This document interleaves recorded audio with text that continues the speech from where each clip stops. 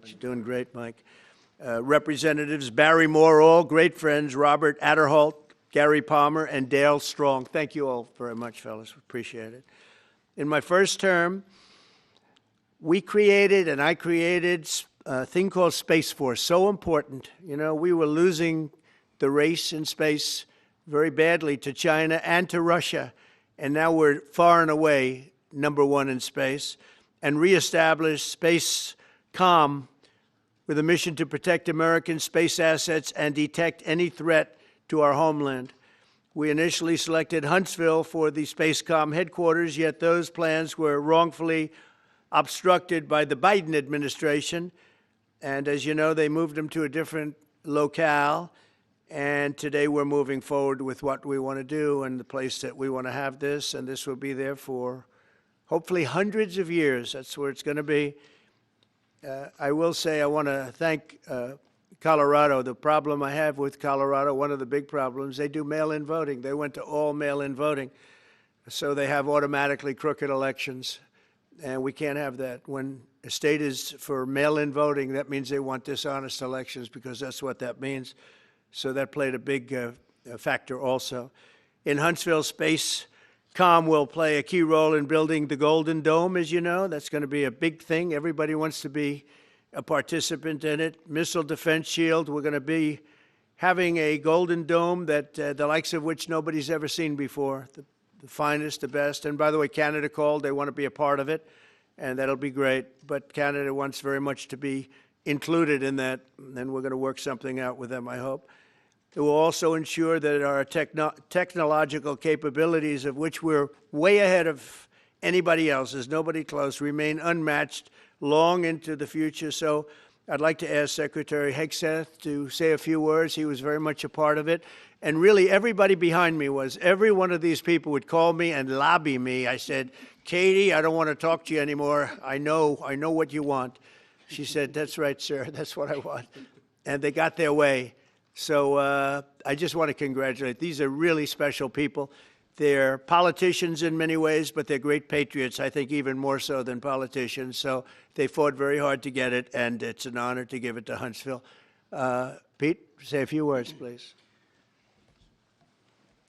Thank you, Mr. President.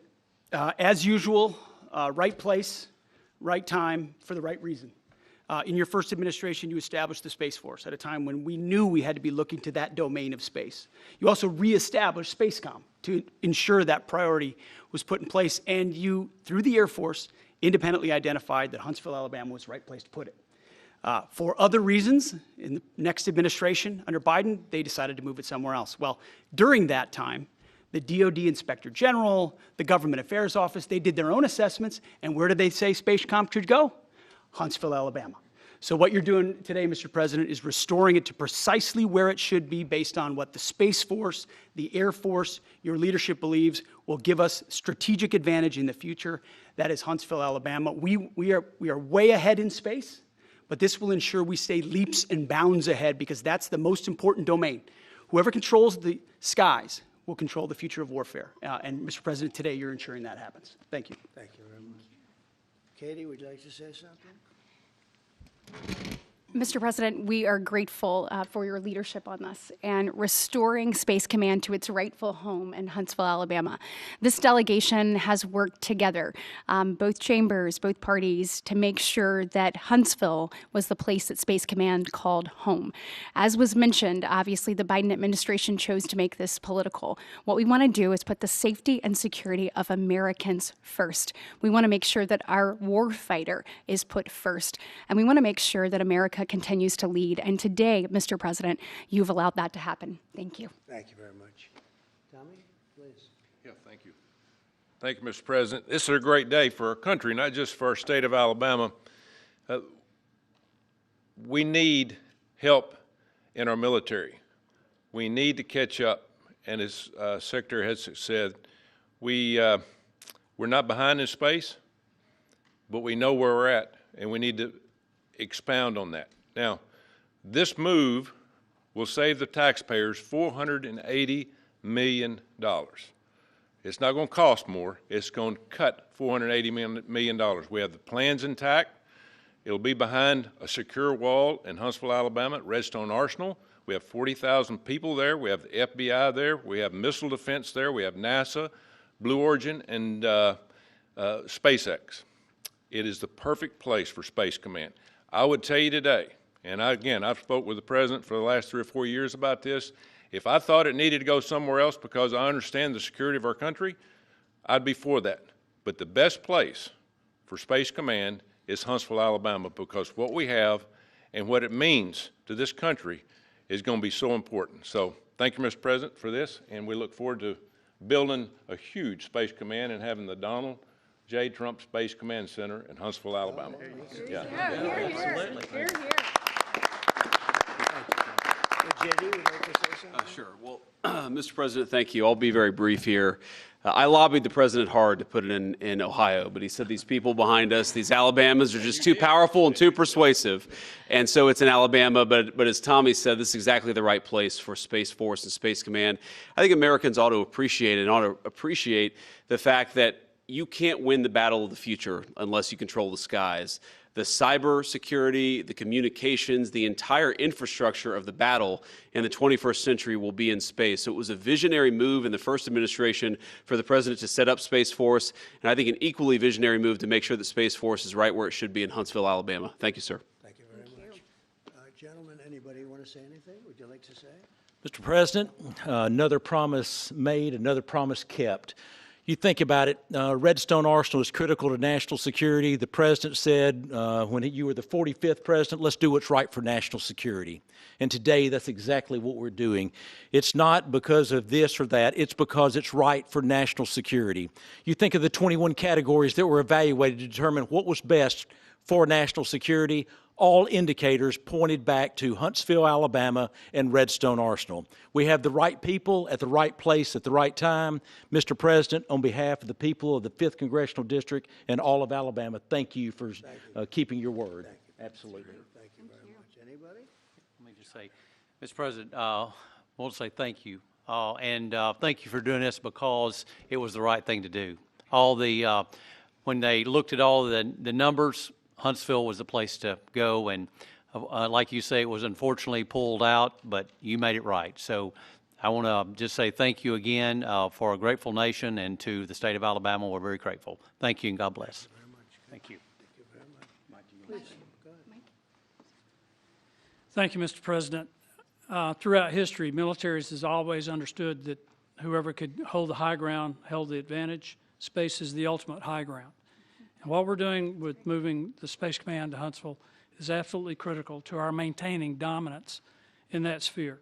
And it goes hand in hand with what we're trying to do with the Golden Dome and missile defense, to defend against anyone else who tries to enter that sphere. So thank you, Mr. President. Thank you very much. Please.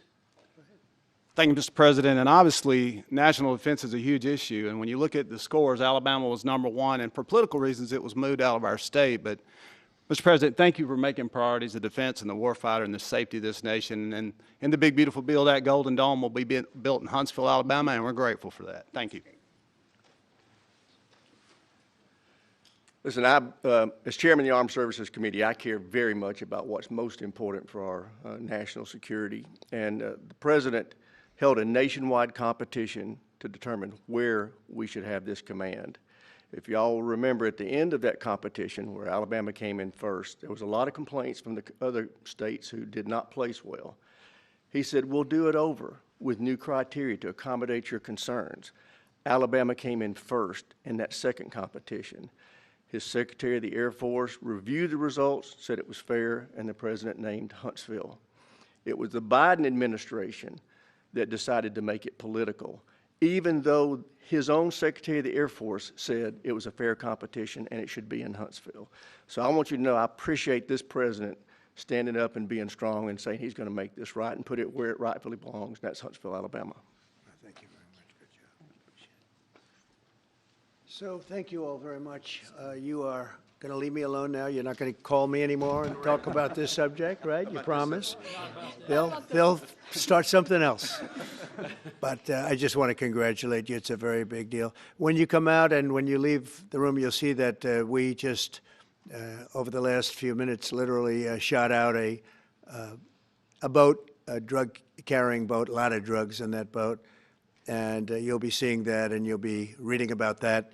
It just happened moments ago, and our great general, head of the Joint Chiefs of Staff, who's been so incredible, including what took place in Iran, knocking out potential nuclear power for a long time to come. I think within a month they would have had it if we didn't do what we did. But he gave us a little bit of a briefing, and you'll see. And there's more where that came from. We have a lot of drugs pouring into our country, coming in for a long time. And we just, these came out of Venezuela and coming out very heavily from Venezuela. A lot of things are coming out of Venezuela. So we took it out, and you'll get to see that after this meeting is over. Do you have any questions, please? Yeah, please. Thank you, Mr. President. Senator Somerville talked about the cost savings Yeah. associated with this announcement. Can you talk about the strategic benefits by having Space Force Command headquartered in Huntsville? Well, it just works because we have so much else there. And having a central, you could call it a central command, but it really is a command station. Also, even locationally, where it is, and when you think about flying distances, if you can save a half an hour as fast as some of these planes go and things go, and even the rockets go, if you can save by having the best location. So we went out, as you know, to experts, and we had 4 different groups of experts. They all said this was the best location. I also loved it from the standpoint, I know the people of Alabama, they are great people, work hard, and there's no games, and they're very proud of it. And I would say they fought harder for it than anybody else also. A lot of states, 5 states really wanted it, but they wanted it more. And I kid you not when I say that these people, they spoke to me a lot. That's all they wanted to talk about. They didn't want to talk about the weather. They only wanted to talk about moving to this location, moving to Alabama, Huntsville in particular. So we're honored to do it. They really wanted it badly, and they got it. Peter? President Trump, something completely different, but about a big viral social media trend over the weekend. How did you find out over the weekend that you were dead? You see that? No. People didn't see you for a couple days. 1.3 million user engagements as of Saturday morning about your demise. Really? I didn't didn't see see that. You know, I have heard, it's sort of crazy, but last week I did numerous news conferences, all successful. They went very well, like this is going very well. And then I didn't do any for 2 days, and they said, there must be something wrong with him. Biden wouldn't do them for months. You wouldn't see him. And nobody ever said there was ever anything wrong with him, and we know he wasn't in the greatest of shape. No, I heard that. I get reports. Now, you knew I did an interview that lasted for about an hour and a half with somebody, and everybody saw that was on one of your competitors. I did numerous shows and also did a number of truths, long truths, and I think pretty poignant truths. No, I was very active over the weekend. They also knew I went out to visit some people at the club that I own, pretty nearby on the Potomac River. And no, I've been very active actually over the weekend. I didn't hear that one. That's pretty serious stuff. I'm glad it's Well, it's fake news. You know, it's just it's so fake. That's why the media has so little credibility. I knew they were saying, like, is he okay? How's he feeling? What's wrong? I said, I just left.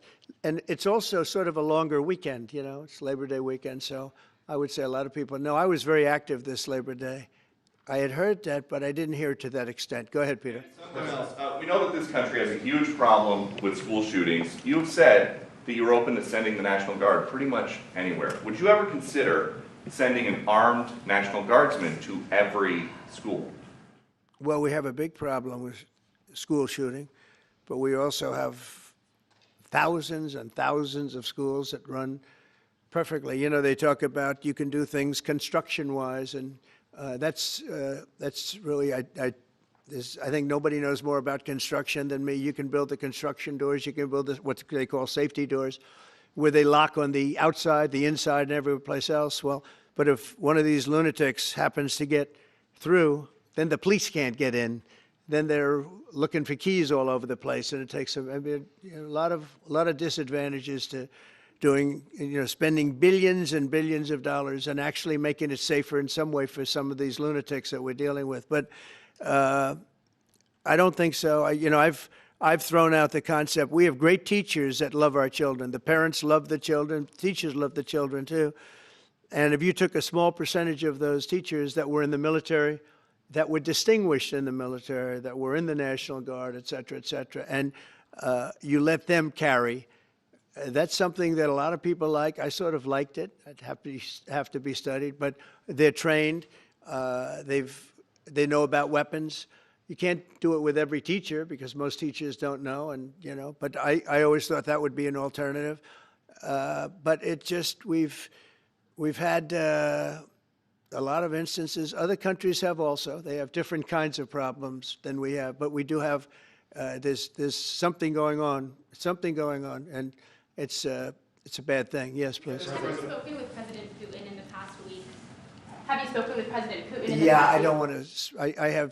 I have learned things that will be very interesting. I think in the next few days you'll find out. Will there be any consequences if there isn't some type of announcement of a meeting with President Putin and President Zelensky? Yeah, there will and what be. could those consequences be? We're going to see what happens. We're going to see what they do and what happens. I'm watching it very closely.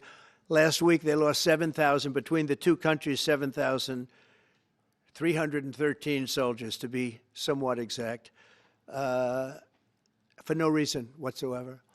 And they're Russian and they're Ukrainian, but, they're soldiers. I want to see it end. Yeah. Mr. President, have you decided you're definitely going to send National Guard troops to Chicago? I didn't say when, but the answer is, look, Chicago's very interesting because I watched Pritzker get up and say we don't need help, we're safe. But 2 weeks ago, they had 6 people murdered, and they had 24 people hit by bullets. Last week, as you know, it was 7 people, 24 people hit, and 7 people died. And then over the last 2 days, that was the crown jewel. They had, I guess, 9 or 10 killed, and 50 hit with bullets. And you have this governor get up, who's a terrible governor. Probably he and Gavin Newsom would be probably the 2 worst and most naive. They're naive. Either they're naive or they're very untruthful. And he'll say, we don't want any protection. We don't need. So in the last 3 weeks, he's lost almost 20 people killed. There's no place in the world, including you can go to Afghanistan, you can go to places that you would think of. They don't even come close to this. Chicago is a hellhole right now. Baltimore is a hellhole right now. Parts of Los Angeles are terrible. If we didn't put out the fires, and I mean the other fires, the bullet fires, they didn't do a good job with, they should have had the water coming down, like I said. We had to release the water. We had to go in and release the water to LA. It's so badly run. But if I didn't send the National Guard into Los Angeles, I would be making an announcement today. I'd be talking about Huntsville, and I'd simultaneously be saying, by the way, the Olympics is not coming to Los Angeles. If we didn't do that, and even the sheriff, the top law enforcement person in Los Angeles said, we could not have handled it without them. So that's what he said. Make your mind up on Chicago, though? Well, we're going in. I didn't say when. We're going in. When you lose, look, I have an obligation. This isn't a political thing. I have an obligation. When we lose, when 20 people are killed over the last 2.5 weeks, and 75 are shot with bullets. So let me tell you a little story about a place called D.C., District of Columbia, right here where we are. It's now a safe zone. We have no crime. It's in such great shape. You can go and actually walk with your children, your wife, your husband. You can walk right down the middle of the street. You're not going to be shot, Peter. You're safe. Everyone likes you anyway. They probably wouldn't do it. But it's so dangerous. And there are people in this audience you've suffered greatly. There are people in this audience that have been mugged and hurt badly, and they don't want to talk about it. Maybe you were very brave in talking about it. You made quite an impression on a lot of people. I appreciate it. But there were other people in this room that have been hurt very badly just walking down the street in D.C. Washington, D.C. is a safe zone right now. It's a safe city. The restaurants are open. They're booming. You can't get a restaurant. New restaurants are announcing that they're going to be open. This took place in 12 days. Now, it's 15 days, but 3 days ago, it became what's known as a safe zone. It's a safe city. And this city was really bad, really, really bad. We took 1,600 people out, hardcore criminals that will not be coming back anytime soon. And we're very proud of it. You know, to have our nation's capital lose every week, you know, it was like years, many years, where every single week somebody was killed for many, many, many consecutive weeks. This went on for years. And then we had, last week it was announced that nobody was killed last week. And I made that announcement in front of a very distinguished leader of a country. And I'm saying proudly, ladies and gentlemen, nobody was killed in Washington, D.C. this week. He looked at me like, what's that all about? I say, yeah, we have a little bit of a crime problem, and we don't have a crime problem in Washington anymore. And the mayor has been very helpful, and the police commission has been very helpful, and it's been a great team. And I would love to have Governor Pritzker call me. I'd gain respect for him and say, we do have a problem, and we'd love you to send in the troops, because you know what? The people, they have to be protected. I saw today on one of your networks, not a friendly network, except really the opposite, I would say, very unfriendly network. And they interviewed about 12 people on this morning. Most of them were African American, who were black. And they were saying, please, please, please let the president send in. These were people from Chicago. Please, we need help. We need help. We can't walk outside. We're petrified. If the governor of Illinois would call me up, I would love to do it. Now, we're going to do it anyway. We have the right to do it because I have an obligation to protect this country. And that includes Baltimore. I saw where Governor Moore was asking me to take a walk down the street of Baltimore. Well, Baltimore is a very unsafe place. It's rated number 4 in the city, one of the most unsafe places anywhere in the world. But, you know, we took care. This was a beautiful thing that happened in Washington because we showed that it could be done. And this wasn't just sending big, strong guys, and they are big and they are strong. You know, we had a great decision from the Supreme Court that had to do with sort of talent. It had to do with you are put down based on merit. You can hire based on merit. So merit for a soldier or for a policeman is strong, physically fit, something, you know, having a certain ability, not a person that is woke and got the job through woke, but wasn't strong enough to lift a gun out of the holster, et cetera, et cetera. No, I looked at the police. As you know, last week I went over, we had a meeting with, there had to be 300 people, and they were all very impressive looking. And when the bad guys see them, they're not going to do a thing. And so I'm very proud of Washington. It serves as a template, and we're going to do it elsewhere. But Chicago is certainly going to be high. I would love to have him call. I would love the governor of Illinois. I'd be honored to take his call. All he has to do is say, sir, we need help. It's out of control. And everyone knows it is. He's not kidding anyone. I would love to have, I would say, Governor Moore call, because I watched him over the weekend trying to explain that Baltimore, what they need is housing.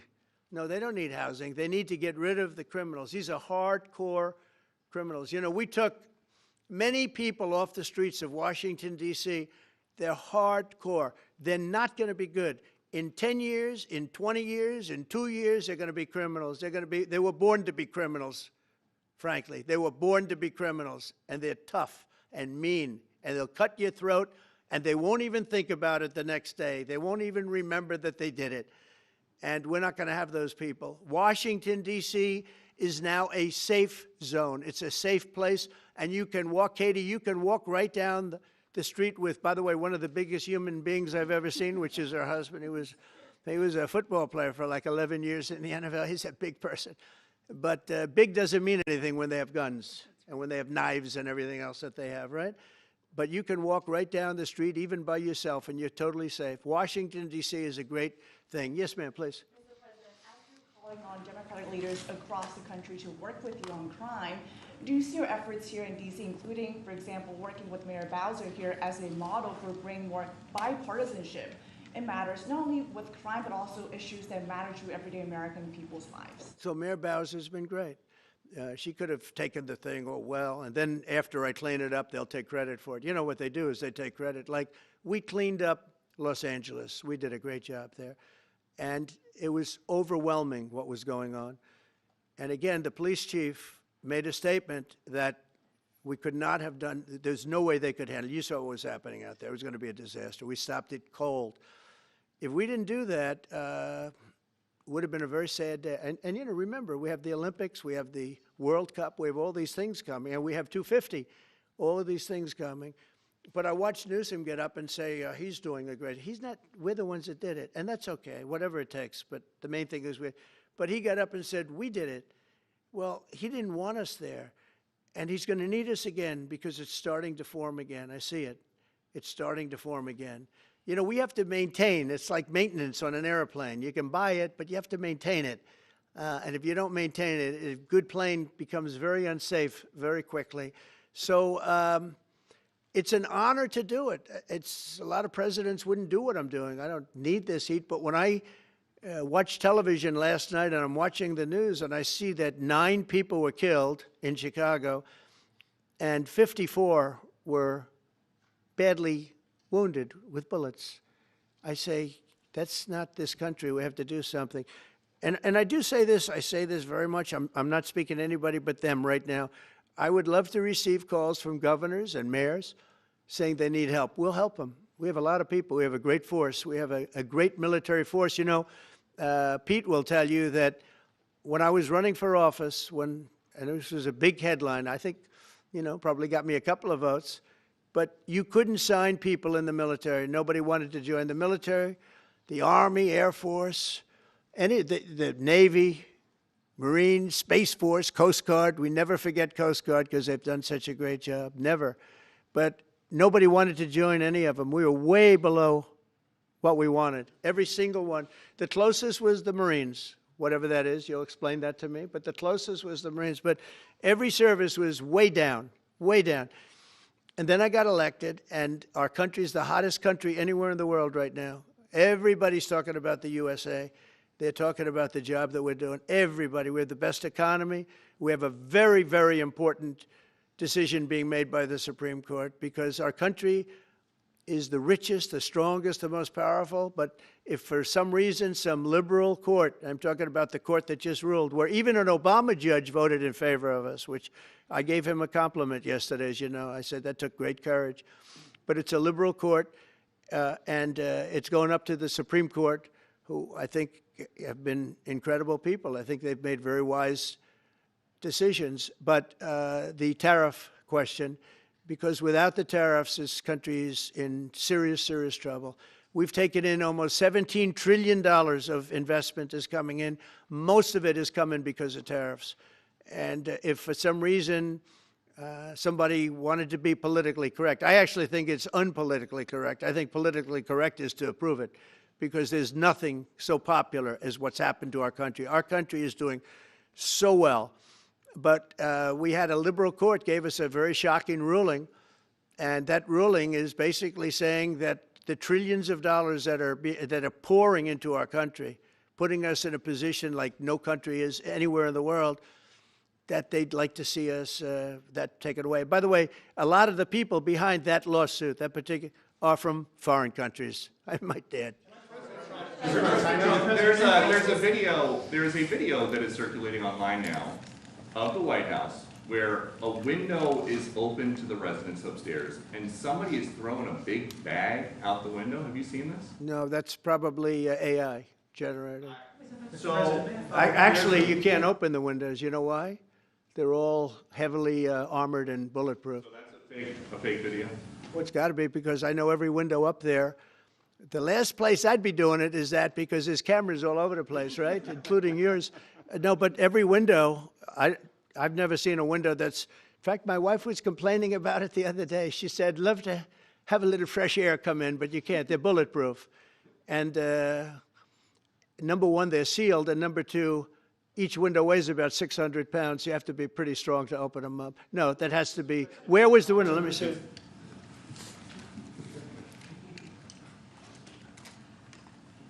Maybe from the renovations? Which is the window? It looks like this is on the 15th Street side, I think. So right here. Yeah, those windows are sealed. Those windows are they're all sealed. You can't open them. What you were saying regarding the federal. It's the kind of thing they do. And one of the problems we have with AI, it's both good and bad. If something happens really bad, just blame AI. But also they create things, you know, it works both ways. If something happens that's really bad, maybe I'll have to just blame AI. But there's truth to it because I see so many phony things. I saw something as I was growing up from the time I was a baby till now. I said, who did that? It was AI generated. So it's a little bit scary, to be honest with you. But those windows are all very heavily sealed. Thank you, Mr. President. I want to follow up with what you were saying regarding that federal appellate court that ruled against you and your administration as it relates to your ability. Well, they ruled against our country, the court, and they ruled against us before. It's a very liberal court. You called it highly partisan in your Well, it social certainly media is. posts. It certainly and is. in fact, it was along ideological lines, 7-4. Well, except that we actually got one of the Obama judges that was appointed by President Obama voted in favor of the tariffs because he felt it was imperative for our country to thrive and survive even. And I gave him credit. I said, you know what? That took a lot of courage for him to do it because you don't see that often. So my question is, I suspect you're going to appeal that all the way to the Supreme Court. Well, we already have, yeah. In fact, we're doing something else. We're going to be going to the Supreme Court, we think tomorrow, because we need an early decision. I mean, look, the financial fabric of our country, we're a rich, incredible country right now. And we're able to, you know, other countries use tariffs on us for years, and we never did. I did a lot during my first term, but then we had COVID, and we had to focus on other things. You couldn't be tariffing Italy, Spain, France, as they were dying by the thousands and millions. But we did with China, and China paid us billions and billions of dollars. And I started the process, but then I had to end it a little bit because of COVID. We focused on that. But no, it's a very important decision, and frankly, if they make the wrong decision, it would be a devastation for our country. We've taken in trillions of dollars, and by the way, all these countries signed agreements. As an example, they're all happy, everybody's happy, but some whack job put in a lawsuit. It went before a very liberal court, and the liberal court ruled, it was 11, they ruled 7-4. With one of the most liberal of them all voting in our favor because they're patriots. I think I give tremendous credit to that judge. And now it's going to the Supreme Court. Now we're going to be asking for early admittance. We're going tomorrow, and we're going to ask for an expedited ruling because, you know, when you look at the stock market's down today, the stock market's down because of that. Because the stock market needs the tariffs. They want the tariffs. If you look at AI, all of those, you know, all of that money that's going to be invested, trillions and trillions of dollars, the biggest thing, bigger than the internet, I suspect. It's the internet plus 3 or 4 other things combined. We are leading very substantially with AI. We're leading because of tariffs. We're leading because of talent, and this is where they'd like to be. But without the tariffs, we wouldn't have a chance because we wouldn't be able to protect those investments of the companies coming in. So if you took away tariffs, we could end up being a third world country. That's how big the ruling. So we're asking for an expedited ruling. As a backstop to that, President, you have a Republican-controlled Congress. You control the House. You control the Senate. Yeah, but we don't have 60 votes. We don't have 60 votes. I'd love to do that. Oh, if we had 60 senators, if we got the 60 votes, we would get them. But we need 60 votes, and we need, you know, a certain number in the House. I think we'd get, I don't know, we have about 5 of them here. Would everybody agree with me on tariffs?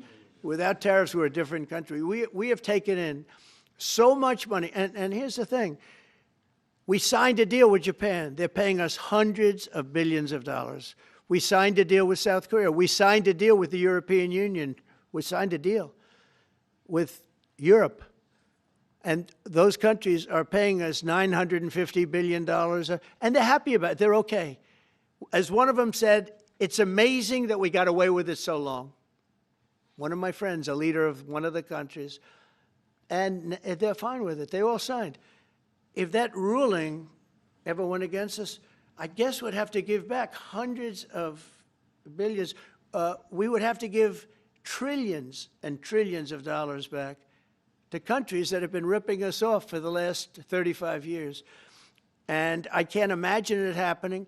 On a legal basis, they have no legal basis whatsoever. But on a common sense basis, it would destroy America. Okay. We talked about controlling the sky. On Sunday, the satellite signal of Ursula von der Leyen's plane was alleged. With Ursula? Well, she had an interesting event. She's a tremendous woman. And so what are you asking me about her? NATO is concerned about it, I do too, about this. Sure, NATO is concerned about it. Well, nobody knows where it came from, but they did take away her ability to use a phone. You know, sometimes that's a good thing. Sometimes that could happen to me. I'd be very happy. Mr. President, reducing the tariffs on India from 50%. What does that mean? Are you considering taking away some of the tariffs that you've imposed on India? You had posted. No, we get along with India very well, but India has, you have to understand, for many years it was a one-sided relationship. Only now, since I came along, and because of the power that we have with tariffs, India was charging us tremendous tariffs, about the highest in the world. They were about the highest in the world, number one. And we therefore weren't doing much business with India, but they were doing business with us because we weren't charging them. Foolishly, we weren't charging them. So they would send in massive, you know, everything they made, they'd send it in, pour it into our country. Therefore, it wouldn't be made here, you know, which is a negative. But we would not send in anything because they were charging us 100% tariffs. And, you know, I'll give you an example, Harley-Davidson. Harley-Davidson couldn't sell into India. There was a 200% tariff on a motorcycle. So what happens? Harley-Davidson went to India and built a motorcycle plant. And now they don't have to pay tariffs. Same thing as us. So what we're doing is literally thousands of companies are coming into the U.S., car companies, AI, but, you know, more traditionally, car companies. We have so many car company factories under construction or being designed right now. And they're coming from China, they're coming from Mexico, I must tell you, and they're coming from Canada, a lot of them coming from Canada. But they're coming into our country because they want to build here. And they want to build here for two reasons. Number one, they'd like to be here. And number two, the tariffs are protecting them. And number three, they want to avoid paying tariffs. When they build their cars here, they don't have any tariffs to pay. You know, when you build here, you don't have any tariffs. Mr. President, Go ahead, in please. light of the Minnesota shooting last week, the Department of Homeland Security is now awarding more than $100 million to hundreds of faith organizations across the country to help them ramp up security. What's your vision for further protecting religious liberty across the country amid incidents of threats and So violence? religious liberty is so important, and we're talking about every religion now, and we're doing things on that nobody else has ever done, and we're going to be having a big announcement in about 2 weeks on that question. Yeah, please. On Space Command, sir, are you concerned that people may not be willing to relocate from Colorado to Alabama? No, I'm not worried. It will get somebody else. I mean, the problem with Colorado is they have a very corrupt voting system. Look, I have so many friends in Colorado. Anytime you have mail-in voting, you have corrupt elections. Very simple. It's very simple. Even Jimmy Carter said it with his commission. They set up a commission with him and Scoop Jackson and some people, highly regarded people. And they said the finding was, if you have mail-in voting, you will have corrupt elections. Well, your radical left governor decided that he was going to have all mail-in voting in Colorado. Once you have all mail-in voting, and for whatever reason, the Democrats cheat. And they cheat like, you know, they're not stupid. That's the only thing. They're no good on policy. They're no good on management. They're no good at government. But they're great at cheating. And they stick together, too. I give them credit for sticking together.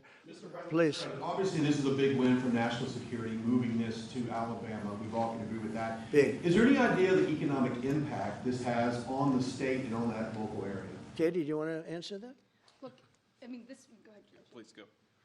This is going to be tremendous. I mean, the state of Alabama, what we've seen through this process is the worst of Washington. We've seen politics get in the way of what is best for the warfighter, what's best for national security. And the state of Alabama is about to show the country the best among us. So we know the economic impact is going to be tremendous. There at Redstone Arsenal, we're proud to house everything from the FBI to headquarters there for material command to a number of things. We obviously have NASA with Marshall Space Flight Center, and so this naturally fits within. When you look at the decision matrix that they placed in front of us, that's why we ranked so high, is because we have the resources necessary and the ability to build out quickly to meet the needs in front of us. As far as economic impact, it would be tremendous. Does anybody have an exact number? 1,600 jobs. 3,000 spin-off. With 3,000 spin-off. Look at this. This is teamwork right here. So we are really proud, and the people of Alabama are ready to get to work. And I've got a housing question, if you could, just for a second, Mr. Yeah, President. please.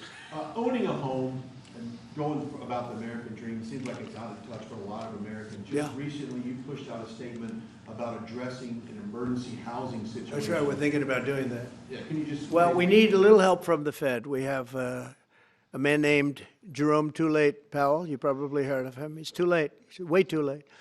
And the economy is so strong that it's pushing through that. Normally, it would have been much tougher, but we're doing so well that we're pushing through it. But it makes it very hard for people to get mortgages because too late is too late. Very simple. He's too late. And probably political, whatever. He wasn't too late before the election. Before the election, he was cutting rates, right? Because he was hoping that, I guess, Biden would get in or that Kamala would. He was a big Biden guy. Explain that one. And then he was a Kamala person. But he was hoping, I guess, she'd win, I guess. I don't know. It didn't work out too well.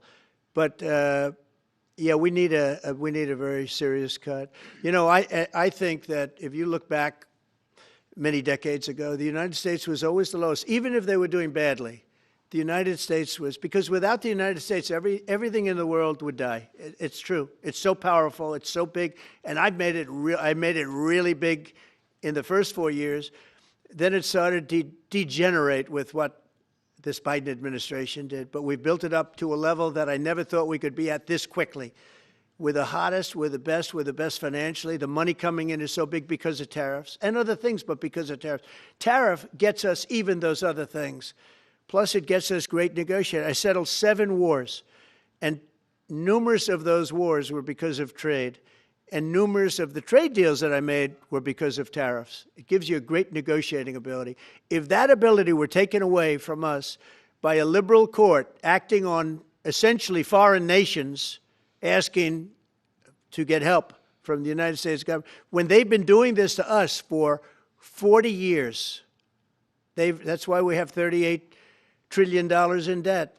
We won't have it for long if they let us, if they allow us to do what everybody knows we should be able to do.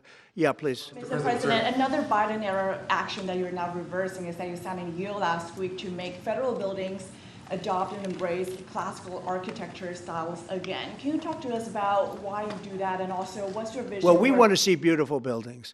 Now, you know, it's in the eye of the beholder. I've seen architectural reviews over the years. I'm an expert at it. I've gotten a lot of great reviews. But I've seen buildings that I didn't think were very good get great reviews, and I've seen great buildings get bad reviews. So, but it's just a standard. We want to have a good standard. We're building something here, you know, for 150 years they wanted a ballroom at the White House. We're doing something at the highest level, using great architects and all. And, you know, it's very exciting. But we have a lot of interesting things happening architecturally in D.C. And D.C. is like a different place. And, you know, even the contractor said, sir, we walked down today, we feel like much safer. It's like a different place.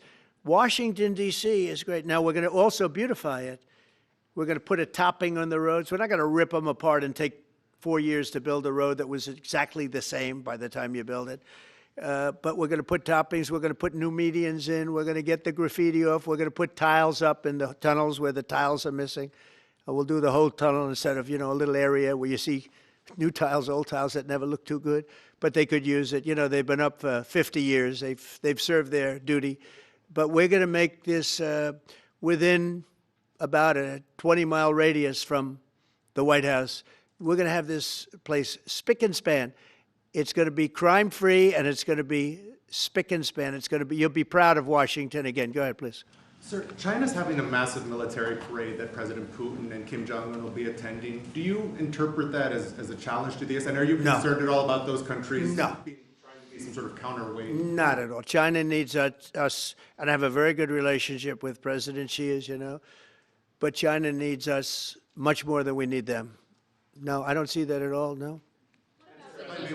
And I had actually a very good meeting with President Putin a couple of weeks ago. We'll see if anything comes out of it. If it doesn't, we'll take a different stance. Everyone in March today in California ruled that your deployment of National Guard troops to Los Angeles was illegal. Do you have any response? Well, it was a radical left judge, but very importantly, what did you not tell me in that question or statement that you made? Pretty much of a statement, I think. Well, I was asking for your response. No, you didn't say what the judge said, though. The judge said, but you can leave the 300 people that you already have in place. They can continue to be in place. That's all we need. But why didn't you put that as part of your statement? Because the same judge ruled exactly as you said, except the judge said that you could leave the 300 people that you already have in place. They can stay, they can remain, they can do what they have to do.